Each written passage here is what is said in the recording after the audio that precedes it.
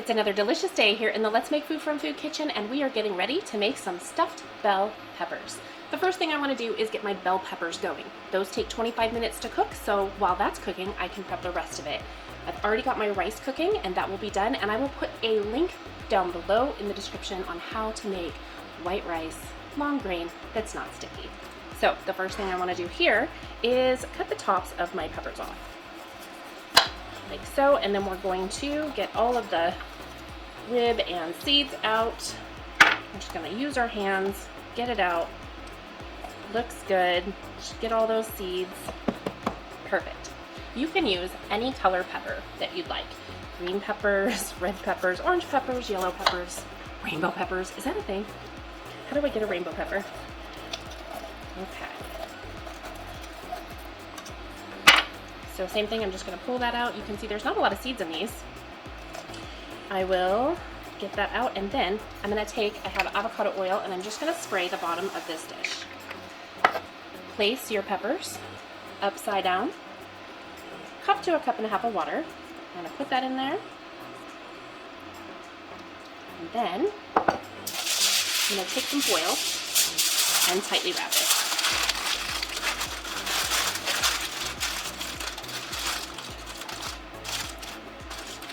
Stick it in the oven, and here we go. So the rice is cooking, the peppers are in the oven. The next thing I'm going to do is set everything up for the next step, and that's going to be cooking our ground chicken and putting everything together to stuff our peppers with. Okay, peppers have been cooking for about 15 minutes. I'm going to go ahead and start prepping the rest of what I need. I have chicken, oil, salt, pepper, fresh garlic. You can use onions or shallots, whatever you prefer. Half a cup of cooked rice. Then I have oregano, thyme, basil, and parsley. And then I also have some cheese, and that's an extra sharp white cheddar. If you're using a ground beef instead of the ground chicken, maybe use a mozzarella, but I'm using the extra sharp cheddar because it's got a bolder flavor where the chicken breast is more mild than a beef would be. So you can balance your flavors just by making those few adjustments.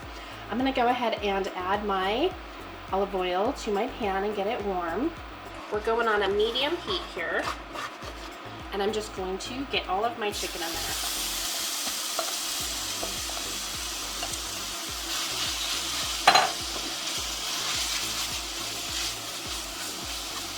Okay, I'm going to sprinkle on my salt and a little fresh ground pepper, and these are to your taste. There we go. I'm going to let this cook for 5 or 6 minutes or so, and then we're going to start adding the rest of our ingredients. This is my homemade tomato paste. You can use a tomato sauce, but I'm going to use 2 ounces of my tomato paste and add a couple tablespoons of water. Okay, this is almost ready, so I'm going to go ahead now and add in my onions, and these are finely diced. I'm going to let that cook for a few minutes, and then I'll add my garlic. While that's going, I'm going to go ahead and prepare my tomato paste. And I'm just adding the water because I didn't make enough tomato sauce to last me, and so, as you can see, I've just created a tomato sauce. I'm going to put the lid back on this and stick it in the fridge and use it in another recipe within the next few days. I'm going to go ahead and open my cheese and get that going. I like to keep moving in my kitchen. I have a hard time with patience, and there are some things that require it. But when I'm not in that situation, I can go ahead and start prepping the next thing that I need, which is about a 1/4 cup of the cheese. I'm going to shred a little bit extra so that, see, we've already got our 1/4 cup. I'm going to make a second pile, and I'm going to top them with this extra that I'm making. A little bit more. Okay, let's go ahead and add in our garlic, and that's 2 medium-sized cloves. Got plenty of cheese to top with. A little extra for good measure. This little chunk, I don't have any choice. You saw it was there, right? You can't waste it. Okay. Smelling good. So I want to start adding my herbs, except the parsley. So thyme, oregano, basil. This is sweet basil. You can use Thai basil if you'd like.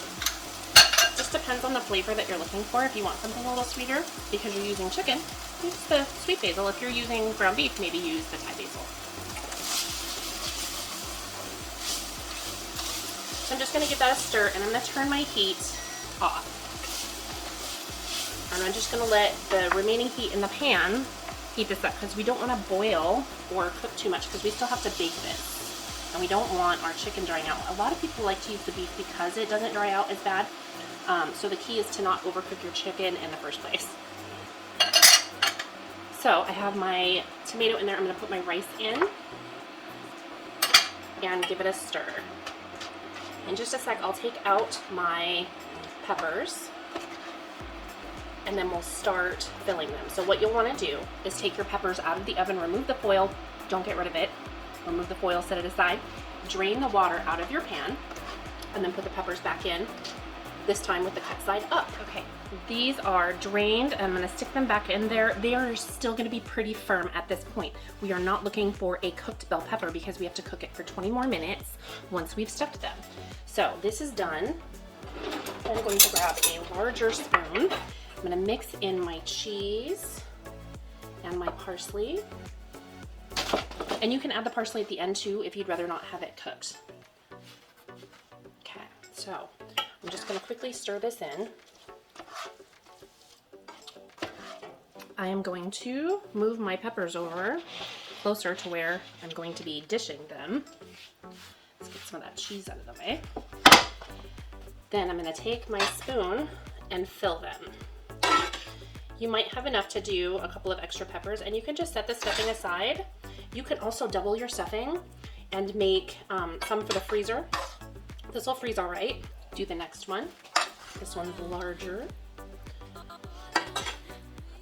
They cook for about 20 minutes. However, if you like a firmer bell pepper, just don't cook them for as long, because these are, the stuffing's already cooked. And so you don't have to worry about an undercooked meat.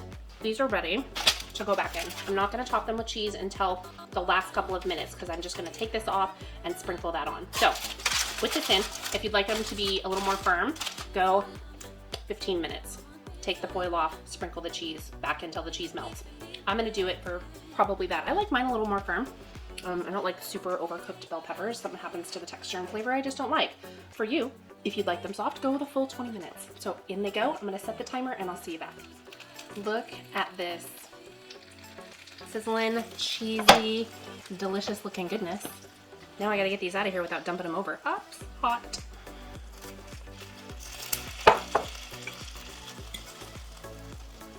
I'm going to take my knife. This is gonna be so hot, but I want to eat.